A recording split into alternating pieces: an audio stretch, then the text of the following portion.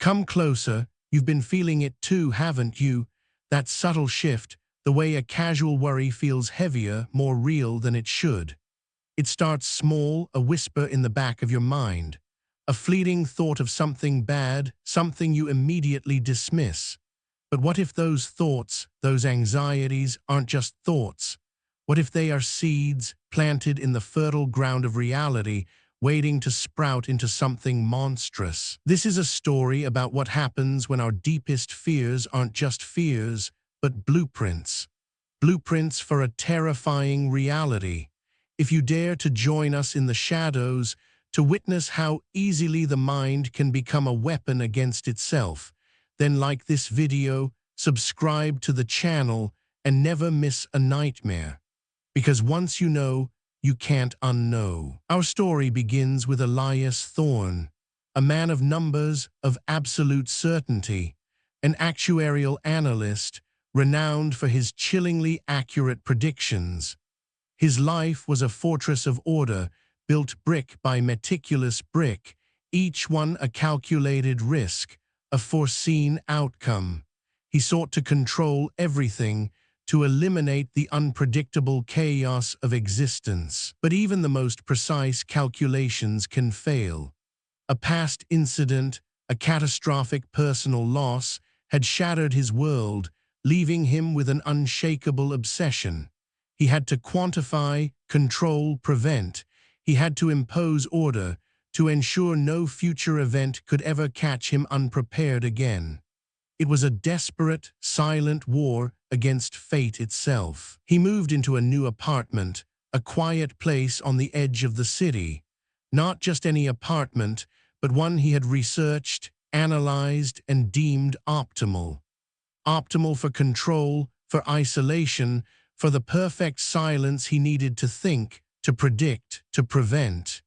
He sought a sanctuary from uncertainty, a place where no random event could ever intrude. The apartment was quiet, too quiet perhaps. Elias often found himself listening, not for sounds, but for the absence of them. A perfect, almost unnatural stillness. It was the kind of quiet that made you aware of your own heartbeat, the soft rustle of your clothes. He told himself it was the peace he craved. His initial sense of peace was a fragile thing, a thin skin over a deeper, undefined unease. He moved through his days with the precision of a finely tuned machine, each action deliberate, each moment accounted for. He had built his life around the illusion of perfect control. His daily routine was a sacred ritual.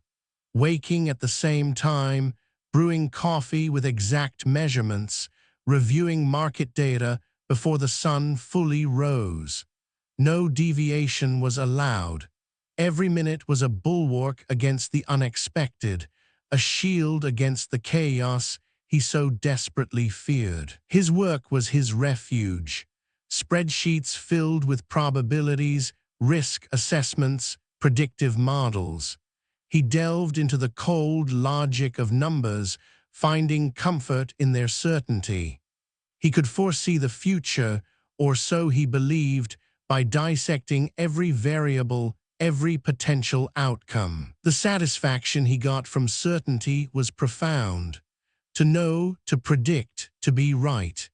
It was a balm to the wound of his past failure.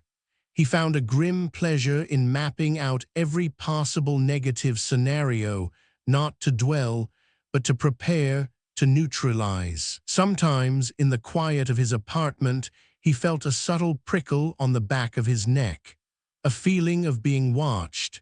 He would turn quickly, scanning the empty room. Nothing, just the shadows, always still, always silent. He dismissed it as the quiet settling in, playing tricks on his mind. He was a man of logic, of reason. There was no being watched. There was only the empirical, the observable.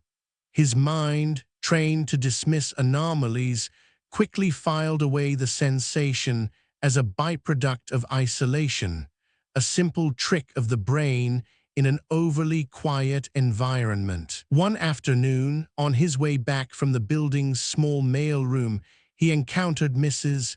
Gable, a neighbor from down the hall. She was a kindly woman, prone to minor anxieties, a stark contrast to Elias's rigid composure. She stopped him, a worried frown on her face. "Oh, Mr. Thorne," she fretted, wringing her hands slightly. "I just know my package is lost. It was supposed to be here yesterday, a new teacup set. I just had a feeling it wouldn't arrive. I just know it." Her voice was a soft murmur of worry. Elias offered a polite, non-committal hum. He had no interest in her small, domestic anxieties. Packages got delayed. It was a statistical probability, a minor inconvenience, not a premonition. He dismissed her worry as idle chatter, easily forgotten. Later that day, while working in his study, a faint, rumbling sound echoed from the hallway. It sounded like a heavy cart, maybe a delivery. He paid it no mind, absorbed in his calculations. The world outside his apartment was of little concern, as long as it remained outside. An hour passed. Then he heard a small gasp from the hallway, followed by a lighter, more surprised exclamation. It was Mrs. Gable's voice, a note of genuine wonder in it, not her usual fretfulness. Elias paused, a flicker of curiosity stirring within him. When he next saw her, Mrs. Gable was beaming. "Mr. Thorne, you won't believe it," she exclaimed. "My teacup set, it was just sitting there, right outside my door. I was so sure it was lost. I just knew it wouldn't come." A small, trivial item, a teacup set, but the timing, her specific worry, the casual "I just know it," followed by the package appearing not delivered in the usual way, but simply there. It was an odd alignment, a strange echo of her spoken anxiety. Elias's analytical mind, a finely honed instrument of probability, began to churn. He ran through the odds, the chance of a package being lost, then appearing exactly as worried, precisely when expected, but not through normal channels. It was low, unusually low. He considered the variables: human error, misdelivery, a delayed scan, all plausible. But the convergence, the exact fulfillment of her casual premonition, struck a discordant note. His internal algorithms flagged it as unlikely, yet observed. He rationalized it, pure coincidence. The vastness of random chance meant that even the most improbable events sometimes occurred. It was a statistical anomaly, nothing more. His ordered world could not accommodate anything else. But the thought lingered, a tiny snag in the perfect fabric of his controlled reality. Like a loose thread on a meticulously woven garment, it bothered him. A minor imperfection, but one that his mind couldn't quite let go of. It was a deviation from the expected. He tried to dismiss the lingering unease, pushing it back into the recesses of his mind. He focused on his work, on the tangible, the quantifiable. He forced himself to believe it was just a strange quirk of fate, nothing more, nothing that could threaten his control. The quiet of the apartment, once a comforting blanket, now felt different. He found himself listening again, not for sounds, but for an absence. A heavier, more attentive silence, as if the very air itself was holding its breath, waiting for something to happen. A few days later, Elias was in his kitchen, preparing his evening tea. A simple, comforting ritual. He reached for his favorite mug, a delicate ceramic piece, perfectly balanced, a small luxury in his austere life. It was a gift, a rare sentimental item. As he held the mug, A fleeting, unconscious thought drifted through his mind. A casual what if. What if this delicate mug, his favorite, just cracked? A silly, random thought, born of no real concern, just a momentary flicker of possibility. He dismissed it immediately. Absurd. He was careful with his possessions. He was meticulous. There was no reason for it to crack. He shook his head slightly, chastising himself for the idle thought. It was illogical, unproductive. He boiled the water, the gentle hum of the kettle a familiar sound. He poured the steaming liquid into the mug, watching the tea leaves unfurl. Everything was as it should be. Order, precision, control. Then a tiny, almost imperceptible sound. A faint asterisk ping asterisk. It was so slight he almost missed it, attributing it to the cooling ceramic, the expansion of the material, a natural occurrence. He told himself it was nothing. He looked at the mug. He ran his fingers over the surface. No visible crack. The ceramic was smooth, unblemished. He took a slow breath, dismissing the ping as a trick of his increasingly sensitive hearing. He drank his tea, trying to ignore the lingering sensation. Later, as he was washing the mug, his fingers brushing over the delicate surface, he felt it. A faint line, almost invisible, barely a tactile sensation. He held the mug closer to the light, turning it slowly. There it was, a hairline crack. Starting from the rim, a thin, spider-webbing fissure, almost imperceptible, but undeniably present. It ran exactly where his fleeting, unconscious thought had pictured it. A cold dread began to seep into his bones. His breath caught in his throat. The odds. Again.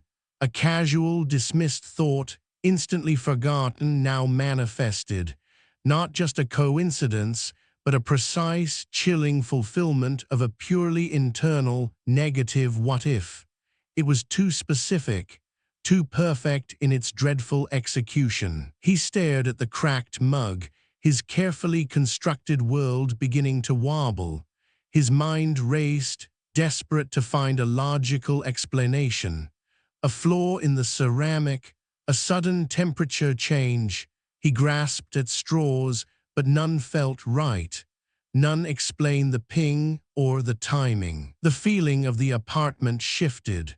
No longer just quiet, it felt attentive, as if something within its walls had been listening to his thoughts, waiting for the perfect moment to twist them into reality.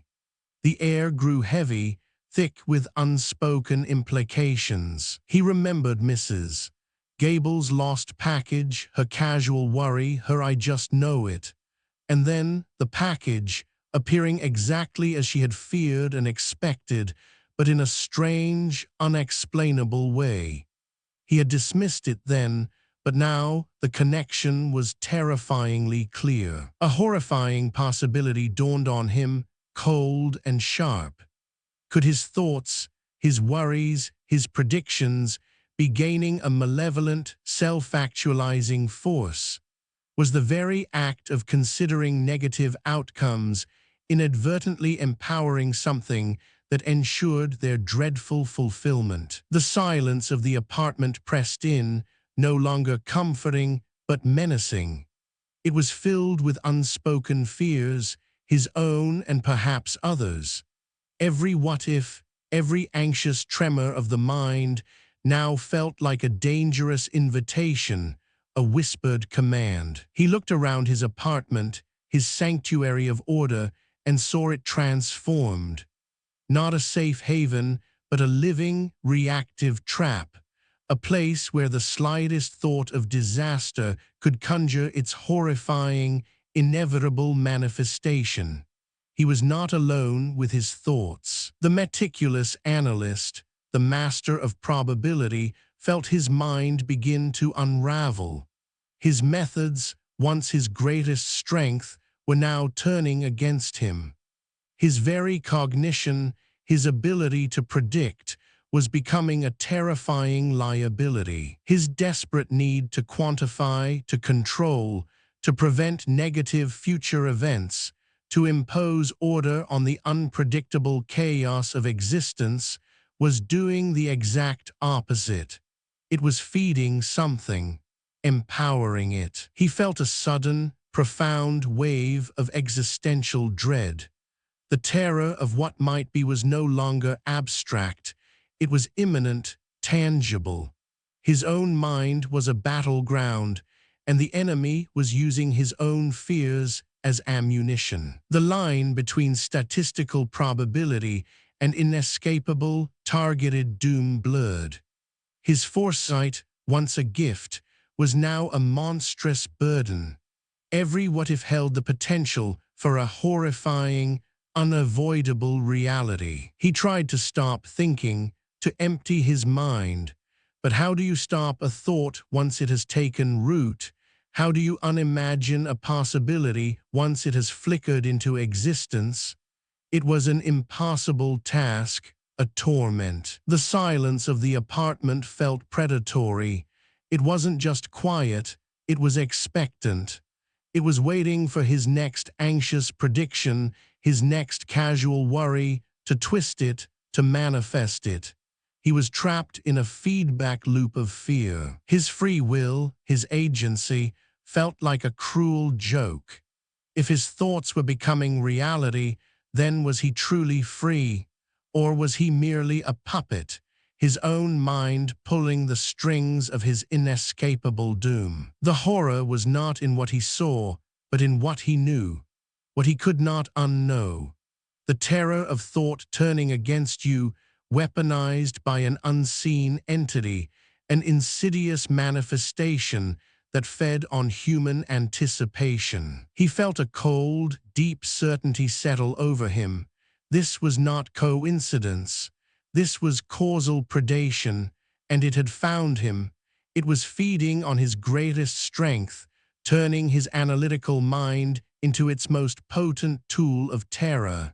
He had nowhere to hide. The last thing Elias Thorne saw before the darkness truly began to consume him was the faint, almost imperceptible crack on his favorite mug. A tiny fissure, a silent testament to the monstrous power of a single, fleeting thought. And it was just the beginning. The quiet tremor had begun to shake his world apart. The hairline crack on Elias's favorite mug was a gaping wound in his meticulously ordered world. It was no longer just a coincidence. It was a testament, a chilling, undeniable echo of his own fleeting, unconscious thought. The quiet tremor had begun to shake his world apart, and he was standing right in the epicenter. He felt a cold certainty settle over him. This was causal predation, and it had found him. It was feeding on his greatest strength. Turning his analytical mind into its most potent tool of terror, he had nowhere to hide. The quiet of the apartment, once a comforting blanket, now felt different. He found himself listening again, not for sounds, but for an absence. A heavier, more attentive silence. As if the very air itself was holding its breath, waiting for something to happen. The next few days were a blur of heightened awareness. Elias moved through his building, a silent observer. He listened to the casual chatter, the throwaway remarks, the small anxieties of his neighbors, and he watched. He watched for the terrible patterns to emerge, for the subtle distortions of reality. Mrs. Gable, the kindly woman from down the hall, fretted about her prize-winning rose bush. "I just know," she'd whispered to a fellow resident, "the aphids will get them. They always do, I just know it." Her words were innocent, a common gardener's lament. Elias heard it, and a cold knot formed in his stomach. That evening, a swarm of black aphids, unnaturally large and aggressive, descended upon her garden. They devoured the roses, leaving behind withered stems and a sticky, glistening residue. Mrs. Gable wept, repeating, "I just knew it, I just knew it," her words now laced with a horrifying, self-fulfilling prophecy. Elias started a new spreadsheet, no longer for market predictions, but for anomalies. He logged every overheard anxiety, every casual what-if, every spoken premonition, and he documented their horrifying fulfillment. The data grew, a grim tapestry of dread woven from innocent words. A young man rushing out the door muttered, "I swear, if I miss this bus, my whole day is ruined." Elias noted it. The bus, inexplicably, broke down 2 blocks away, causing a massive traffic jam. The young man's day was indeed ruined, in a way far more absolute than he could have imagined. A woman complained about her old car. "It's going to fall apart any day now, I just know it." Later that week, the car's engine seized on the highway, causing a minor accident, but leaving her stranded and terrified. The patterns were undeniable, chillingly precise. Elias felt the walls of his control crumbling. His world, once a fortress of certainty, was becoming a reactive entity, a monstrous echo chamber where every spoken fear, however small, was amplified and made real. He was meticulously mapping his own impending doom. He tried to quantify it, to find the variables, the triggers. Was it the intensity of the fear, the specificity of the prediction, or simply the act of vocalizing it, giving it form? His actuarial mind, once his greatest asset, was now trapped in a terrifying loop, trying to calculate the odds of impossible events. The apartment itself seemed to breathe with this new, malevolent life. Every creak of the floorboards, every distant hum, felt like a silent confirmation. The quiet was no longer empty, it was filled with the potential of what might be, waiting to be called forth. Elias began a new, desperate strategy. If words had power, then silence was his shield. He would control his thoughts, censor his mind. No more what-ifs, no more anxious predictions, no more idle fears. He would outsmart this entity, starve it of its fuel. He walked through his days in a state of hypervigilance, his mind a battlefield. Every potential negative thought was immediately suppressed, pushed back into the dark corners of his consciousness. It was exhausting, a constant mental war. He even tried to think positive thoughts, to project good outcomes, but the effort felt hollow, forced. The sheer act of focusing on a future outcome, positive or negative, felt dangerous. It was like calling out into a void, never knowing what might answer. The office, usually a bastion of predictable routine, began to show subtle signs of the phenomenon. Minor inconveniences, small frustrations, escalated into bizarre, destructive events. Elias felt the familiar dread rising. His colleague, Sarah, a perpetually anxious woman, sighed loudly one morning. "I just know," she mumbled, more to herself than anyone, "I'm going to miss this quarterly report deadline. Something always goes wrong." Her voice was soft, but Elias heard it, clear as a bell. Elias felt a cold dread. He tried to dismiss it, to tell himself it was just Sarah being Sarah, but his internal algorithms screamed alert. He watched her, a silent, terrified witness. Later that day, the office server, a robust machine that had never failed, began to falter. A faint whirring became a grinding cough. The screens flickered. A general murmur of concern rippled through the office. Sarah, oblivious to the true cause, wrung her hands. "Oh no," she whispered, her anxiety growing. "I knew it. The server's going to crash. I just knew it." Her words, again, felt like a dreadful incantation. The server did not just crash, it exploded, not with a bang, but with a series of sickening pops and crackles, sending acrid smoke billowing through the air. Alarms blared, panic erupted. Elias stood frozen, watching the chaos unfold. The explosion triggered the sprinkler system, drenching the entire floor. Water poured down, ruining computers, soaking important documents. Sarah's report, still open on her now-dead computer, was lost, along with months of work. Her deadline was irrevocably missed. Elias watched Sarah, soaked and distraught, staring at her ruined workstation. Her something always goes wrong, her I just knew the server would crash, had manifested with terrifying, destructive precision. The horror was no longer subtle. It was raw, undeniable. His mind reeled. This wasn't a glitch in the matrix. This was an active, malevolent force. It fed on human anticipation, on probabilistic thought. It weaponized anxiety, turning every whispered fear into an unstoppable, self-fulfilling prophecy. He felt a sickening lurch in his gut. His desperate need to quantify, to control, to prevent negative future events was doing the exact opposite. It was feeding something, empowering it, and it was getting stronger. The office, a place of logical order, had become a living, reactive trap. The slightest thought of disaster conjured its horrifying, inevitable manifestation. And he, Elias Thorne, the master of probability, was caught right in its snare. He retreated to his apartment, the sanctuary now a cage.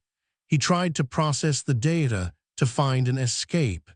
But every calculation, every analysis, only confirmed the horrifying truth. The entity was growing, learning, adapting. The silence of his apartment, once a comfort, was now a deafening roar of possibilities. Every creak of the building, every distant siren, felt like a premonition, a potential disaster waiting to be called into existence. He began to question everything: his past, his life, the very foundation of his being. What if his precise calculations, his chillingly accurate probabilistic predictions, weren't just predictions? What if, in his desperate need to quantify and control, he had unknowingly been feeding this entity for years? What if his own mind, his own foresight, had been its unwitting accomplice? The memory of his past catastrophic loss, the incident that had shattered his world, returned with a fresh, horrifying clarity. It wasn't just a failure of calculations. It was something far, far worse. He remembered the days leading up to it. His intense focus on every variable, every potential negative outcome. His meticulous risk assessments, his chillingly accurate predictions of what could go wrong. A dark seed of doubt took root. What if his precise calculations hadn't failed to prevent the catastrophe? What if they had caused it? What if his own foresight had been the very mechanism of its terrifying manifestation? The thought was a venomous serpent coiling in his mind. The burden of foresight, once his strength, was now a monstrous weight. His analytical mind, designed to predict, was now a terrifying weapon aimed directly at him. He felt a sickening wave of reality distortion. The world around him, once so solid and predictable, was now fluid, reactive. Every shadow seemed to writhe, every silence seemed to whisper of impending doom. His desperate need to impose order on the unpredictable chaos of existence was inadvertently empowering a predatory entity. An entity that ensured the most dreadful outcomes became unavoidable reality. The terror of what might be was no longer abstract. It was imminent, tangible, and it was personal. His own mind was a battleground, and the enemy was using his own fears as ammunition. The line between statistical probability and inescapable, targeted doom blurred into oblivion. His foresight, once a gift, was now a monstrous burden. Every what-if held the potential for a horrifying, unavoidable reality. He tried to stop thinking, to empty his mind. But how do you stop a thought once it has taken root? How do you unimagine a possibility once it has flickered into existence? It was an impossible task, a torment. The silence of the apartment felt predatory. It wasn't just quiet, it was expectant. It was waiting for his next anxious prediction, his next casual worry, to twist it, to manifest it. He was trapped in a feedback loop of fear. His free will, his agency, felt like a cruel joke. If his thoughts were becoming reality, then was he truly free? Or was he merely a puppet, his own mind pulling the strings of his inescapable doom? The horror was not in what he saw, but in what he knew, what he could not unknow. The terror of thought turning against you, weaponized by an unseen entity, an insidious manifestation that fed on human anticipation. He felt a cold, deep certainty settle over him. This was causal predation, and it had found him. It was feeding on his greatest strength, turning his analytical mind into its most potent tool of terror. He had nowhere to hide. He desperately needed to find a way to sever the connection, to break the loop. But how do you fight something that thrives on your very thoughts, that uses your own mind as its weapon? He considered leaving, running away, but the entity wasn't bound by walls or distance. It was bound by thought, by the human mind. He carried it with him, a parasitic passenger, everywhere he went. The more he tried to suppress his thoughts, the more they seemed to fester, to morph into something darker, more insidious. The very act of resistance felt like a subtle offering, a fresh morsel for the predator. He started to hear whispers, not actual sounds, but echoes in his mind. Fragments of his own anxieties, his own what-ifs, distorted and amplified. They felt like suggestions, insidious commands to think the worst. The whispers grew louder. They spoke of the worst possible outcomes, the most terrifying scenarios. They were his own fears, weaponized, turned against him. They were trying to break him, to make him surrender his mind. One night he woke in a cold sweat. A single, clear thought echoed in his mind, not his own, yet terrifyingly familiar. You will lose everything, Elias, everything you hold dear, just like before. It was the precise phrasing of his deepest, most buried fear. The fear he had tried so desperately to outrun, to outwit. The fear that had fueled his entire life of meticulous control. Now, it was speaking to him. He looked around his darkened bedroom, the shadows seeming to deepen, to coalesce into indistinct shapes. Was it a hallucination, the breakdown of his mind, or was causal predation finally whispering directly into his soul, a malevolent promise of his inevitable doom? The air grew heavy, thick with unspoken implications. The quiet tremor had become a violent earthquake, and Elias Thorne, the man who sought to control all outcomes, felt his sanity begin to fracture. He knew with a horrifying certainty that the entity was no longer just feeding on his thoughts. It was speaking through them, and it was coming for him. You will lose everything, Elias, everything you hold dear, just like before. The words echoed in his mind, not his own, yet chillingly familiar. He stood in the darkened bedroom, the air thick with a cold certainty. The entity was no longer just feeding, it was speaking, and it was coming for him. The next morning, the world outside his apartment felt different. The familiar street corner he passed daily seemed off, a small, subtle shift. The usual coffee shop sign, the daily grind, now read the final brew. A fleeting, impossible change. He blinked, rubbed his eyes. When he looked again, it was the daily grind. Was his mind playing tricks, or was reality itself beginning to ripple, a silent acknowledgement of his deepest fears?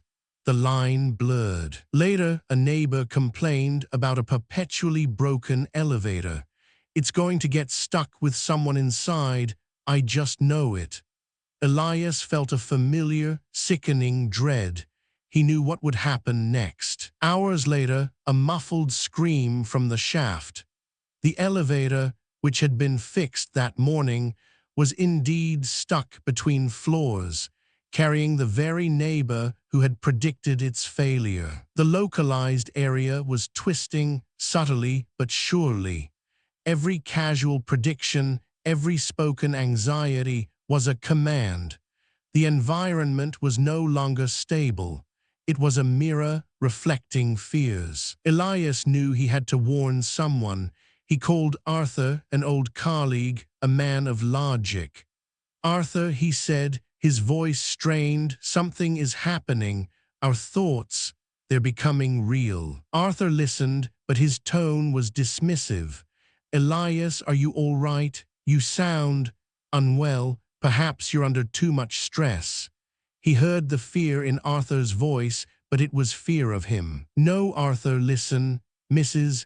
Gable, the aphids, the server crash. It's causal predation." Elias's words felt frantic, desperate, but Arthur just sighed, a sound of profound discomfort. "Look, Elias, I'm late for a meeting," Arthur mumbled. "I just know I'm going to spill coffee all over myself if I don't hurry." A casual, innocent worry.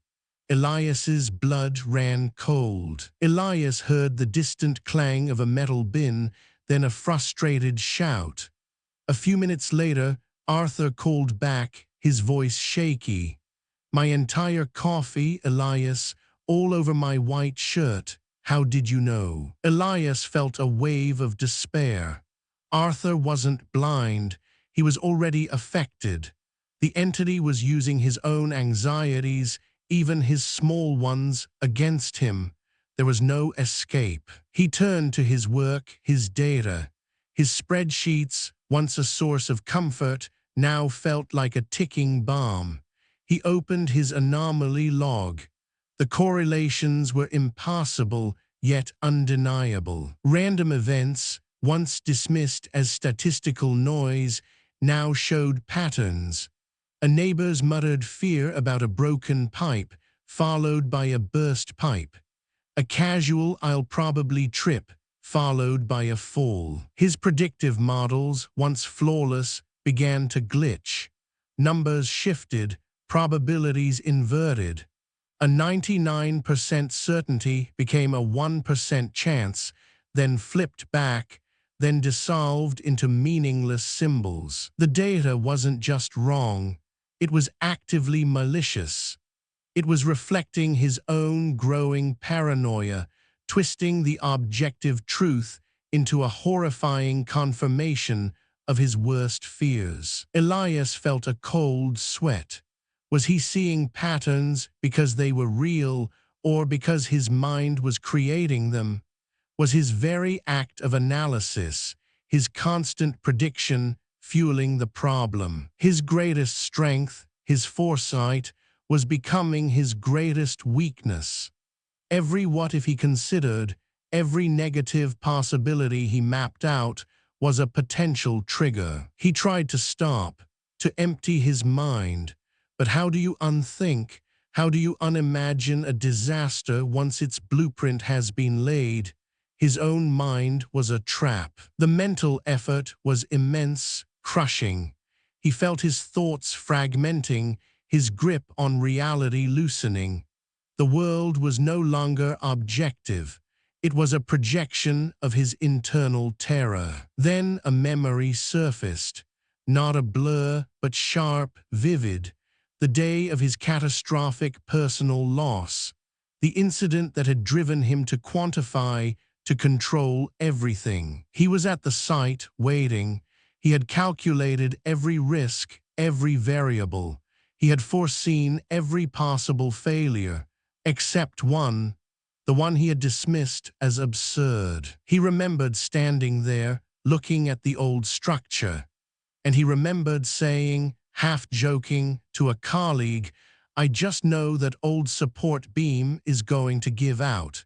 It always looks so flimsy." It was a casual remark, a momentary what if, dismissed, forgotten, a minor anxiety, a throwaway line, but the words once spoken had taken root. Moments later, the deafening roar.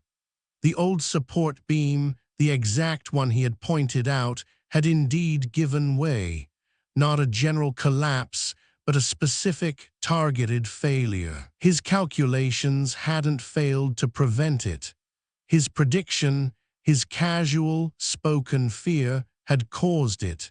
He had fed the entity without knowing, offering it the blueprint for his own tragedy. The past wasn't just a painful memory.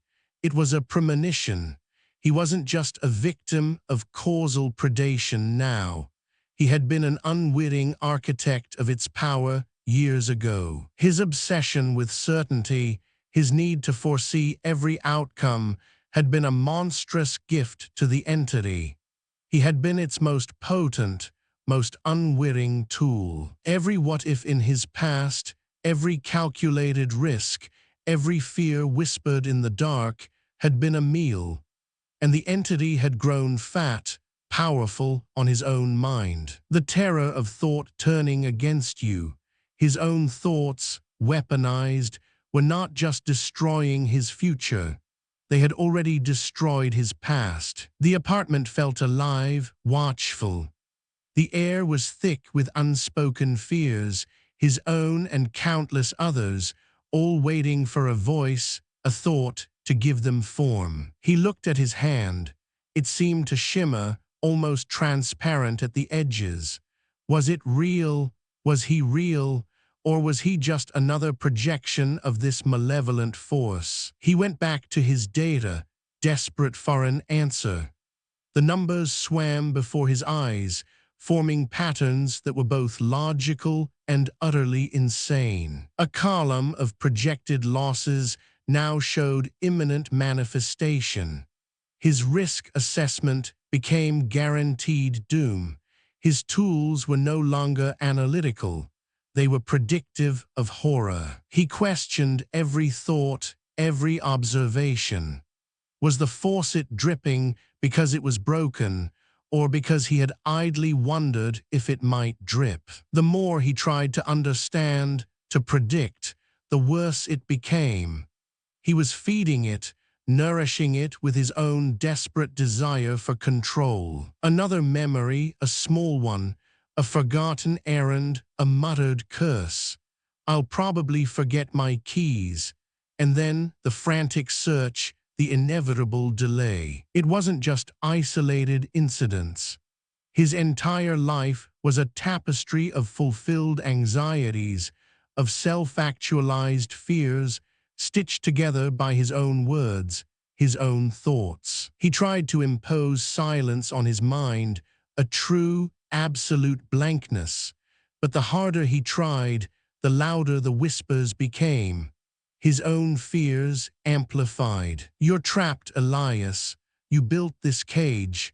Every thought a bar, every worry a lock." The voice was his own, yet alien, chilling. It was causal predation. It wasn't just an anomaly. It was a predator, a conceptual entity that fed on human anticipation, on the energy of probabilistic thought. and he was its main course. Was he truly making choices, or was he merely fulfilling the prophecies his own mind had laid out? The illusion of free will shattered. The terror wasn't just of what might happen, it was of what had to happen. The inescapable, targeted doom orchestrated by his own thoughts. He had craved certainty. Now certainty was a monster. It was the absolute assurance that his worst fears would manifest without fail. The burden of foresight had become a curse. The very act of living, of thinking, was a dangerous game where every move was a step towards self-destruction. His mind, once a fortress of logic, was now a weapon aimed at his own heart, a self-destruct mechanism activated by his own fears. He had to stop thinking, stop predicting, but the entity was part of him now, intertwined with his very being. How do you cut out a piece of your own soul? He looked at his reflection in the darkened window, not his own face, but a distorted, hungry visage, and behind it, a faint, almost transparent shape, a presence. The shape was indistinct, yet familiar. It was him, a version of him, perhaps, but twisted, malformed, its eyes glowing with a malevolent intelligence. It was his fear given form. The reflection smiled, a wide, terrifying grin that stretched the transparent skin. "You are mine, Elias," it whispered, the words echoing not in his ears, but directly in his skull. "And your greatest fear is yet to come. You are mine, Elias, and your greatest fear is yet to come." The reflection's words echoed in his skull. Elias stumbled back from the window, gasping. The distorted visage, the transparent shape behind it, it was real. It was him, twisted, malevolent. The entity had found its voice, and it was his own. He pressed his hands to his temples, trying to silence the internal scream. The apartment felt colder, heavier. Every shadow seemed to stretch, to watch him. Had his mind truly shattered, or was this the new, terrifying reality causal predation had wrought? The next morning, the world outside was a carnival of dread. Elias, usually so precise, had a professional prediction due. He had calculated a minor market correction, a slight dip, a routine forecast, a small, safe what-if. But as he typed it, a chilling thought flickered. What if it wasn't a dip? What if the market just crashed? A fleeting professional anxiety quickly dismissed, a whisper of certainty. Within the hour, the news broke. Not a correction, but a catastrophic plunge. Global markets reeled, billions wiped out. His what-if, his deepest, professional probabilistic prediction, had manifested with terrifying speed and accuracy. The entity was no longer subtle. It was overtly targeting him, feeding on his unique ability to quantify and foresee. His mind, once a tool of control, was now a weapon aimed at the world. He tried to analyze the data, but the numbers swam. Every projection felt dangerous, every calculation a potential trigger. His strength had become his greatest curse. The apartment complex itself began to shift. Corridors seemed longer, stairwells darker. Familiar paths twisted, becoming a labyrinth of potential dangers. Was it real or just his mind breaking? A neighbor, Mrs. Henderson, fretted about the old building's wiring. "I just know there's going to be an electrical fire," she mumbled. Elias heard it, a cold dread rising in his throat. Hours later, the fire alarm blared. Smoke billowed from Mrs. Henderson's apartment. Not a full blaze, but a localized electrical fire, exactly as she had feared. The building was alive with fear. The streets outside became a twisted reflection of collective anxieties. A pothole a resident worried about became a gaping sinkhole. A loose railing became a dangerous, collapsing structure. Every whispered fear, every anxious what if spoken aloud, manifested with terrifying precision. The world was becoming a living trap, built from the very thoughts of its inhabitants. Elias felt his sanity fraying. He had to stop thinking, starve the entity. He retreated to his apartment, determined to achieve absolute mental silence. He sat in the dark, trying to empty his mind. No projections, no calculations, no what-ifs, just blankness. It was an impossible task, a torment. But the harder he tried, the louder the whispers became. Not spoken words, but insidious suggestions, his own fears amplified, echoing in his mind. They were trying to break him. He imagined a broken pipe in his ceiling, a small leak. He immediately suppressed the thought.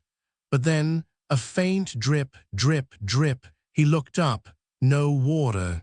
His mind was playing tricks. The entity wasn't just feeding, it was hunting.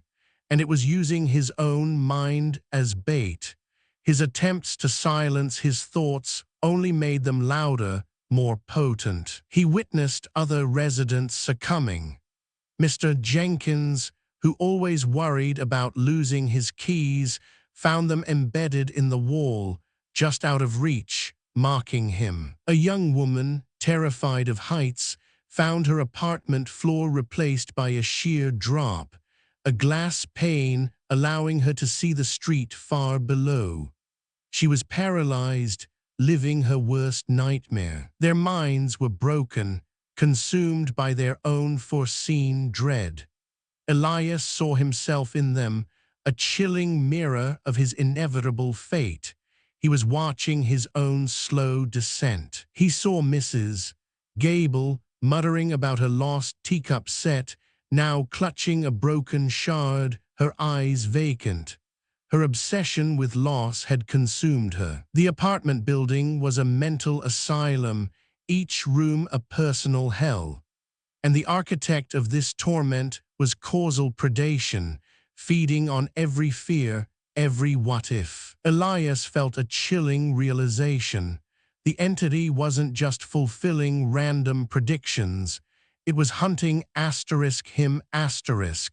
He was the main course, the ultimate meal. His unique ability to quantify, to foresee, to make chillingly accurate probabilistic predictions, that was its fuel. He was a beacon, attracting its malevolent attention. He had sought to control outcomes, to eliminate uncertainty. But in doing so, he had created the perfect environment for this predator to thrive. He had empowered it. The terror of thought turning against you, it was not just a concept now, it was his reality. His own mind was a battleground, and he was losing. He had to escape, not the apartment, but his mind. He tried to focus on trivial things, on mundane tasks, anything to stop the dangerous cascade of what-ifs. But every mundane task held a hidden terror. What if the light bulb burst? What if the water heater exploded? Every thought was a potential seed of disaster. The entity was relentless. It wasn't waiting for him to predict. It was pushing him, subtly, insidiously, to consider the worst, to feed it. His world was no longer objective. It was a fluid, reactive horror, shaped by his own internal landscape of dread. He was imprisoned by his own cognition. He saw a child's toy car left in the hallway. A fleeting thought, someone might trip. He immediately tried to dismiss it, to replace it with a positive outcome. But the thought had taken root.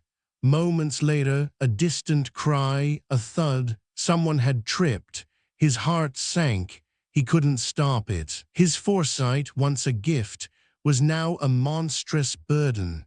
Every what-if held the potential for a horrifying, unavoidable reality. He was trapped in a feedback loop of fear. The silence of the apartment felt predatory. It wasn't just quiet, it was expectant.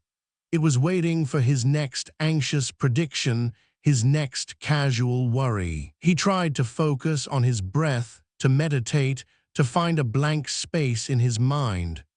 But his own thoughts, insidious and relentless, kept intruding. What if he simply stopped caring? What if he surrendered to the chaos? Would that starve the entity, or would it simply create a new, deeper hell? He felt a profound weariness. The constant mental battle was exhausting. The line between reality and hallucination blurred with every passing moment. He saw a crack in the wall, a small, insignificant fissure. But his mind immediately supplied a what-if.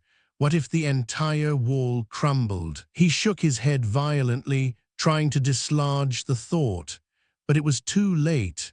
The crack widened, a faint grinding sound echoing from within the plaster. Not a full collapse, not yet, but the wall groaned, a deep, unsettling sound, a terrifying promise of what was to come, fueled by his own fear. He was trapped. His greatest strength, his analytical mind, was a direct link to his tormentor. He was feeding it with every attempt to understand, to predict. The entity wasn't just a force. It was a consciousness, a malevolent intelligence that delighted in his suffering, in the twisting of his reality. It knew him, knew his fears, his deepest anxieties.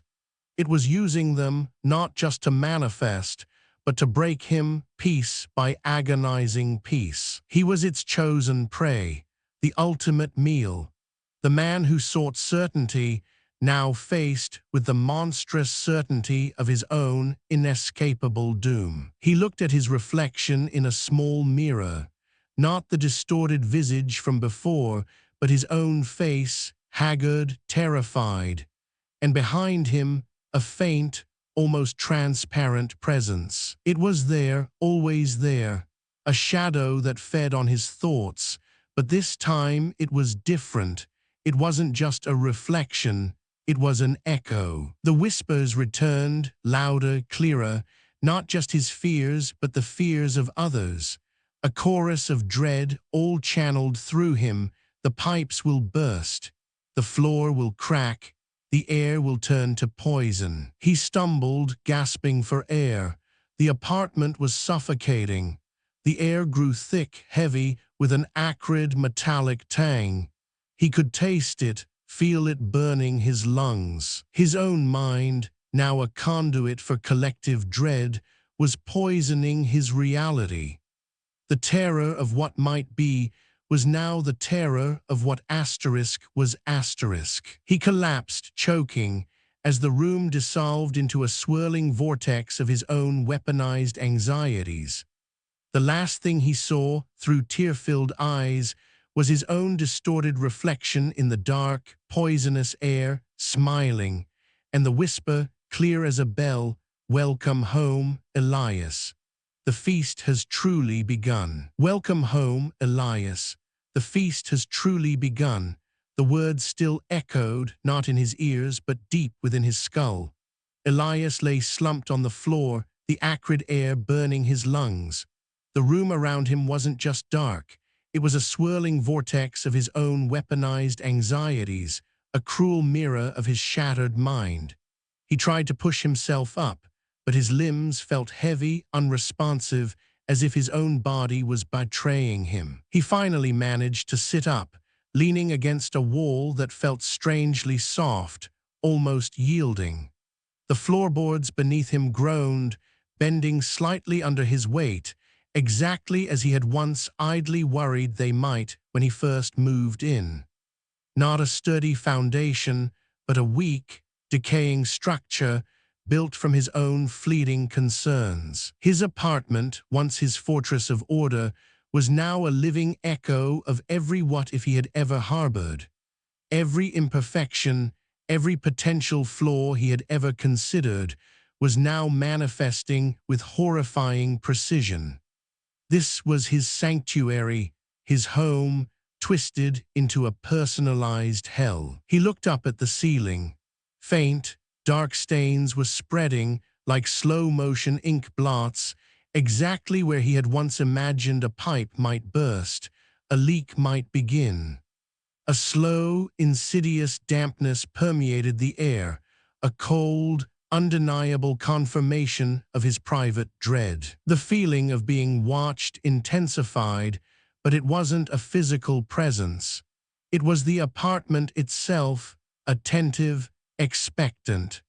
The very walls seemed to breathe with a malevolent sentience, waiting for his next anxious thought, ready to twist it into reality. He tried to reach for his water glass on the small table beside him, his hand trembling uncontrollably. A silent, terrifying prediction of a spill, a small failure of control, flashed through his mind. His body, once so precise, now felt alien, rebellious. The glass slipped from his grasp, falling to the floor with a sickening crash. Shards scattered, catching the dim light. A small, insignificant event, perhaps, but a direct, immediate fulfillment of his fleeting fear. The familiar dread was now a tangible weight in his chest. He stared at the broken pieces, his breath catching in his throat. His meticulous control, his carefully constructed certainty was gone, replaced by a terrifying, reactive chaos. Every casual thought, every unconscious what-if was a trigger, a command for reality to bend. What would you do if your own home turned against you, built from your own unspoken fears? If every shadow held a memory of a past anxiety waiting to become real? The very air in Elias's apartment felt thick with these monstrous possibilities. He pushed himself to his feet, a renewed, desperate resolve hardening his eyes behind the mask. He had to understand. He had to find a way to fight. But every object, every shadow, seemed to hold the ghost of a past anxiety waiting to become real. He walked to his study, the path feeling wrong, unfamiliar. The corridor seemed to stretch, walls breathing, pulling him deeper into a labyrinth of his own making. The air grew colder with each step, a chill that seeped into his bones. His meticulous files, once perfectly ordered, were scattered across his desk, ripped and torn, as if by an unseen, frantic hand. Pages covered in his precise calculations, his life's work, lay in ruined heaps. The chaos was absolute, a direct assault on his deepest need for order. His computer screen flickered, not with market data, but with random numbers, then stark, terrifying text. His deepest fears, his unspoken anxieties, scrolled across the display in an endless, taunting stream. He saw his past failures, his future doom, all laid bare. The data, his life's work, was corrupted, a chaotic mess of meaningless symbols and inverted probabilities. It was a reflection of his own unraveling mind, a mirror of the internal storm. His greatest strength, his ability to analyze, was now useless, broken. He tried to make sense of it, to find a pattern, an escape. But his analytical mind, once his sharpest tool, was now a weapon turned against him. Every attempt to quantify, to predict, only seemed to fuel the chaos, to deepen the horror. The numbers mocked him, showing impossible probabilities, guaranteed failures. A 0% chance became 100%, a certainty of doom. His carefully constructed models, once infallible, now promised only inescapable catastrophe. He was trapped in a mathematical hell. His identity as a predictor, his entire sense of self, was being stripped away piece by agonizing piece. He was no longer the master of outcomes, but a slave to them, a living conduit for the entity's malevolent will. Who was Elias Thorne without his predictions? He felt a crushing sense of powerlessness, the ultimate dread for a man who had built his life on control.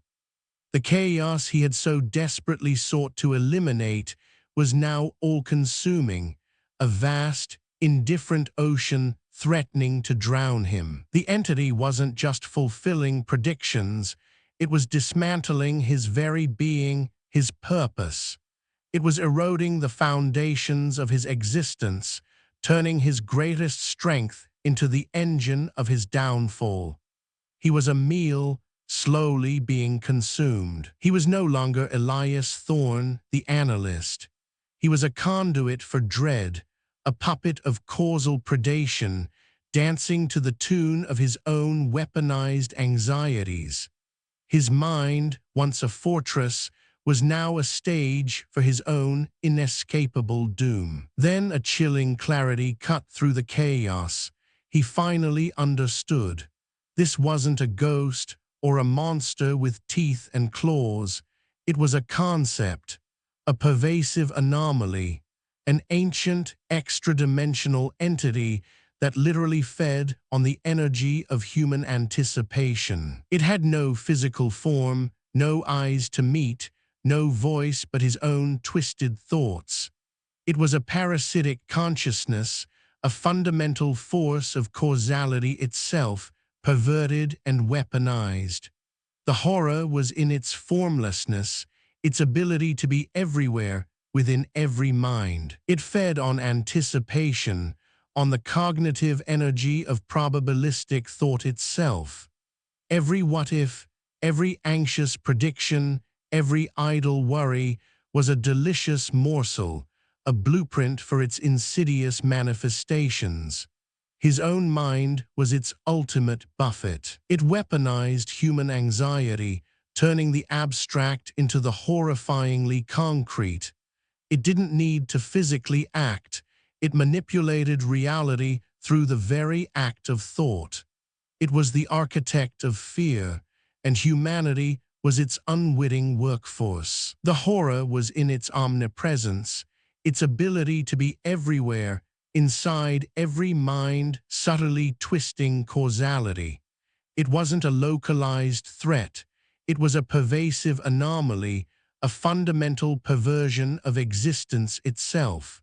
And he was its chosen vessel. He was not fighting a creature with a physical form.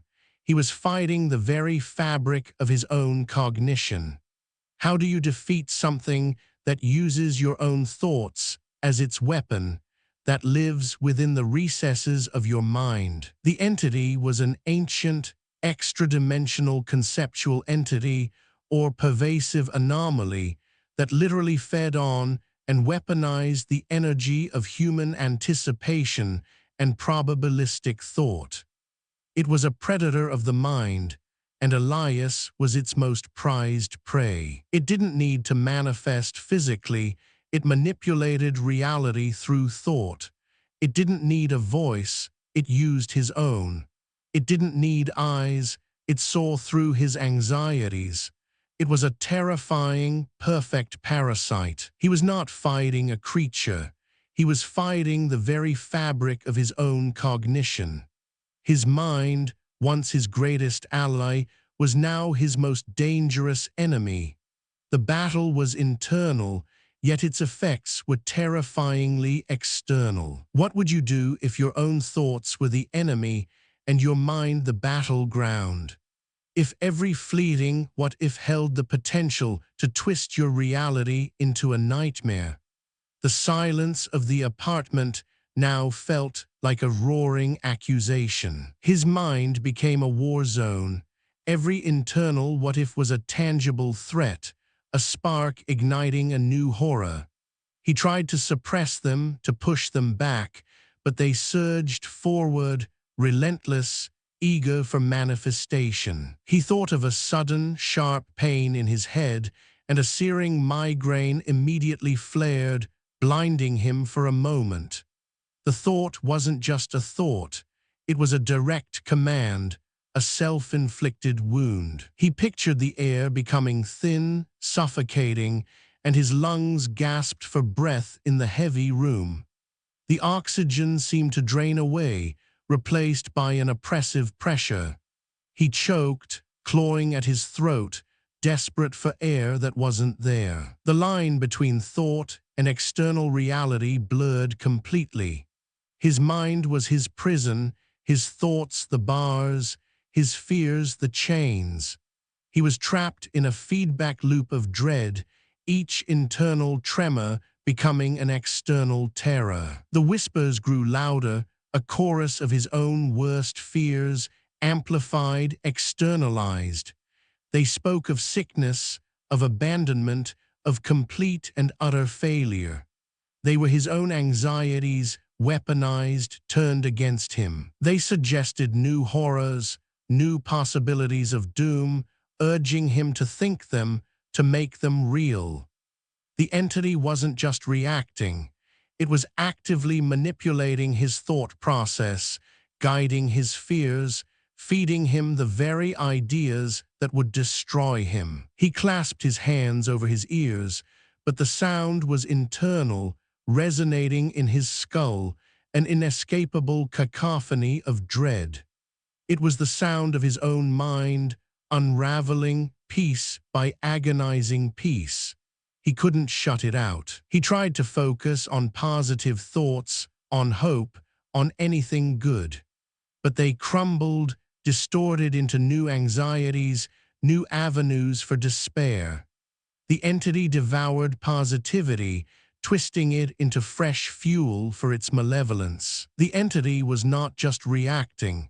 It was actively manipulating his thought process, guiding his fears, feeding him the very ideas that would destroy him. It was a master puppeteer, and his mind was its stage. He was a puppet, his own mind pulling the strings of his inescapable, self-made doom. Every choice felt predetermined, every thought a step closer to his horrifying end. Was he truly free, or merely fulfilling a script he himself had written? Then the horrifying conclusion dawned on him, cold and sharp. To win, to stop it, he must cease all probabilistic thought. He must sever the connection, starve the entity. But how could he do that? He must stop predicting, stop analyzing, stop considering what-ifs. He must silence the very core of his being. He must cease to be Elias Thorne. It was an impossible paradox, a monstrous choice. To silence the entity, he must silence his own mind, his very identity. To erase the predator, he must erase himself. Was this the ultimate certainty causal predation offered, the end of all possibility, by ending himself? This was not just a battle for his life, but for his essence, his soul. To exist without thought, without anticipation, is to cease to exist as he knew himself. It was a choice between annihilation by fear or annihilation by self-erasure. It was a choice between annihilation by fear or annihilation by self-erasure. A terrifying, inescapable dilemma. The entity had backed him into a corner from which there was no true escape, only different forms of oblivion. He felt the entity's presence, a vast, hungry void waiting for his decision. It was patient, eternal. It had all the time in the world because it fed on time itself, on the future, on every possibility yet to unfold. It was a monstrous certainty. His only way out was to become nothing, to empty his mind, to cease the very cognitive function that defined him, to become a blank slate, an empty vessel, a non-entity. He closed his eyes, trying to imagine a blankness, a void. But even that thought felt dangerous, a potential new what if for the entity to twist. What if the void itself became a horror? He was truly trapped. A cold, ethereal hand seemed to reach from within his own mind, touching his forehead. It was not a physical touch, but a psychic intrusion, a final, intimate violation. It felt like a promise, a claim. Elias Thorne opened his eyes. The room was no longer a swirling vortex of fear. It was utterly devoid of certainty, a terrifying blank canvas awaiting his next, unwitting fear. The entity had won. He was an empty page, ready for new horrors to be written upon him by him, and the silence was absolute. Elias Thorne opened his eyes. The room was utterly devoid of certainty, a terrifying blank canvas awaiting his next, unwitting fear. The entity had won. He was an empty page, ready for new horrors to be written upon him by him, and the silence was absolute. But even in this void, his analytical mind, his very essence, stirred.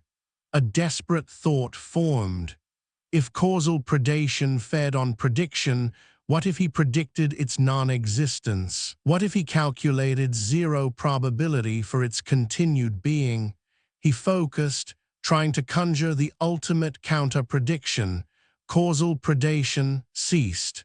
Gone, never to be. He tried to envision a world where it simply was not, where its malevolent influence had never existed.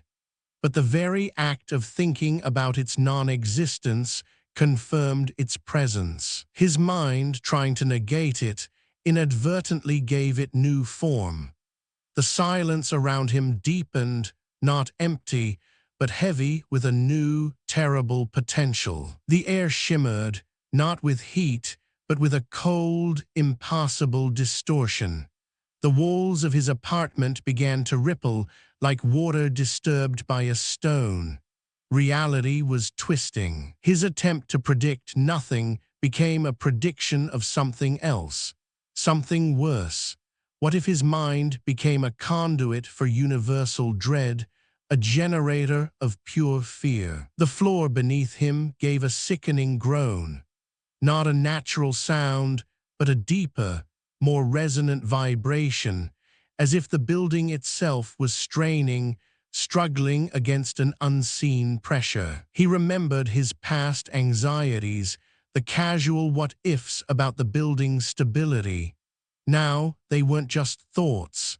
They were blueprints, and the entity was ensuring their fulfillment. The ceiling above him began to sag, not physically collapsing, but appearing to sag, as if under immense, invisible weight. Dust, like fine ash, drifted down, catching in the stillness. Every object in the room, once mundane, now held the potential for disaster. The table legs seemed to wobble, the bookshelf appeared poised to topple. Each held a silent promise. His mind, once a fortress of logic, was now a fractured mirror. The distinction between his internal thoughts and the external world vanished. His anxieties were not just in his head. The whispers returned, but they were no longer just his own fears. They were a cacophony of universal dread, fragments of anonymous anxieties, a chorus of what-ifs channeled through him. The very air grew thick with this collective terror.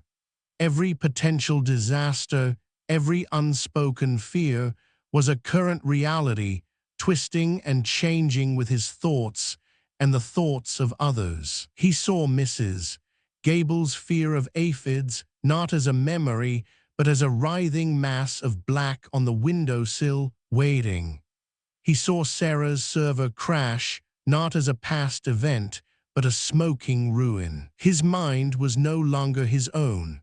It was a conduit, a living antenna for the causal predation, pulling in the dread of the localized area amplifying it and manifesting it. The apartment building was no longer a structure of concrete and steel. It was a monstrous, living entity, its rooms filled with the self-actualized nightmares of its inhabitants. The walls seemed to whisper his name, not with malice, but with a strange, hungry anticipation. Elias, Elias, a name that now meant feeder manifester. The furniture in his study, once solid, now seemed to melt and reform, shifting between states of solidity and decay. A chair would briefly appear as splintered wood, then solidify. He gasped for air, his lungs burning. The air was thick, heavy, not with smoke, but with the palpable weight of unspoken fears, each breath a struggle against suffocating dread. His own body felt alien, a vessel for these externalized horrors. His limbs moved with a strange, jerky hesitation, as if not entirely under his control. Causal predation had achieved its horrifying victory. It had found its perfect host, its ultimate conduit. Elias Thorne, the man of certainty, was now a permanent, tormented vessel. He was no longer predicting outcomes, he was generating them. His mind, now completely subsumed, endlessly predicted and manifested horrific realities, a constant stream of dread. Every fleeting thought, every unconscious tremor of anxiety was instantly made real. A new crack in the wall, a sudden chill, a sense of crushing weight, an endless loop of terror. The future was no longer a probabilistic landscape. It was a current, terrifying reality. He saw not what might be, but what was, instantly, irrevocably. His eyes, the only part of him truly visible, were wide, vacant windows into a mind utterly consumed. They reflected not his own thoughts, but the vast, hungry void of the entity. The apartment, once a sanctuary, was now a living nightmare machine. Every corner held a personalized horror, every shadow a materialized dread. It was a monument to his undoing. There was no escape, not even in thought. To try and think of peace was to summon a twisted, perverted form of it. To try and think of silence was to conjure a deafening roar. He was the architect of his own torment, forever bound to manifest the most dreadful outcomes. His analytical mind, now a tool for endless, self-inflicted horror. The localized area around Elias was utterly consumed. It was no longer a neighborhood, but a pocket of self-fulfilling dread, a cancerous growth on the face of reality. The other inhabitants, if they remained, were either utterly broken, living out their own petrified what-ifs, or had simply ceased to be, consumed by their manifested fears. This pocket of dread was a void of certainty, a place where all logic and reason had dissolved, replaced by the monstrous certainty of inescapable, targeted doom. The causal predation, an ancient, extra-dimensional conceptual entity, had finally achieved its ultimate expression. It fed on anticipation, and Elias was its unending feast. His mind, once a beacon of order, was now its engine, ceaselessly generating the fuel of terror, twisting every potential into a horrifying, unavoidable reality. The horror was not in the unknown, but in the monstrous certainty, the absolute, undeniable truth that every fear, every what-if, would come to pass. He was trapped in a philosophical prison, a living nightmare of self-fulfilling prophecy, where free will was a distant, forgotten dream. The burden of foresight, once his strength, was now an eternal curse. He could see all the horrors, and he was powerless to prevent them, for he was creating them. His cognitive collapse was complete. He was no longer a person, but a mechanism, a machine for manifesting dread, his mind a conduit for universal anxiety. The entity had consumed him so completely that it was no longer separate. It was Elias, and Elias was it, a monstrous, symbiotic relationship of terror. His eyes, wide and empty, stared into an abyss that was both within him and all around him. The terror was absolute, eternal, and he was its source. The terror of thought turning against you, of your own mind becoming your enemy, was now his unending reality, a torment beyond comprehension. The localized area was now a scar on the world, a monument to a theoretical horror made flesh, or rather, made thought, a testament to causal predation's power. But the horror did not end there.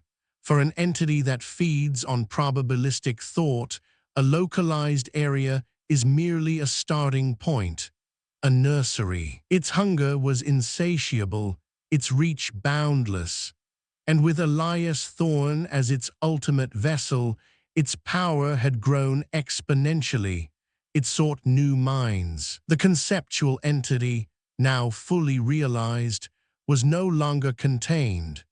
It was a pervasive anomaly, subtly manipulating causality, amplifying every whispered fear. It had found its way into Elias's mind. Now it would find its way out into the world, into the minds of others, and it would start small. A casual worry, a fleeting thought of something bad, a minor what if you immediately dismiss. We all have them, don't we? Those small anxieties. What if even now something is listening, waiting for that one unguarded thought, that one casual prediction to twist it, to manifest it? That tiny seed of dread, planted in the fertile ground of reality, waiting to sprout into something monstrous, just like it did for Elias. Because once you know, you can't unknow. And once you've heard this story, haven't you already considered your own what-ifs, your own fears? So tell me, dear listener, what are you thinking right now? What small, insignificant worry just flickered through your mind? Because causal predation is always listening, and it's coming for you.